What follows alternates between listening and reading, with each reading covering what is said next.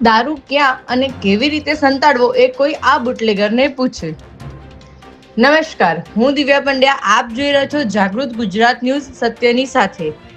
એક નજર આજના મુખ્ય સમાચાર પર. અમદાવાદના ચાંદખેડા વિસ્તારમાં આવેલા સવિતાનગરમાં બે બુટલેગરના ઘરની બહાર ખાડો ખોદીને સંતાડવામાં આવેલો દારૂનો મોટો જથ્થો મળી આવ્યો છે. ગુજરાતમાં દારૂબંધી હોવા છતાં અમદાવાદમાં બુટલેગરો દારૂ છુપાવવા માટે અવનવી તરકીબો અપનાવી રહ્યા છે.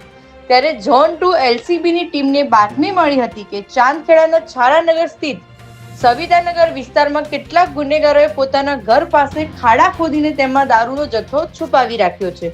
જેના આધારે પોલીસે તાત્કાલિક આ વિસ્તારમાં સર્ચ ઓપરેશન શરૂ કર્યું હતું, જેમાં પોલીસે કેટલીક શંકાસ્પદ જગ્યાએ ખોદકામ કરાવતા જમીનમાંથી દારૂનો મોટો જથ્થો મળી આવ્યો હતો.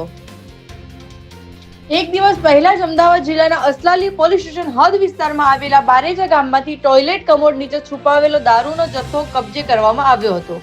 ત્યારે ફરી એકવાર બુટલેગરોની આવી રીતે દારૂ સંતાડવાની તરકીબોનો પોલીસ દ્વારા પર્દાફાશ કરવામાં આવ્યો છે. જેમાં પોલીસે અહીંથી 229 જેટલી વિદેશી દારૂની બોટલ અને બિયરના ટીન કબજે કર્યા છે.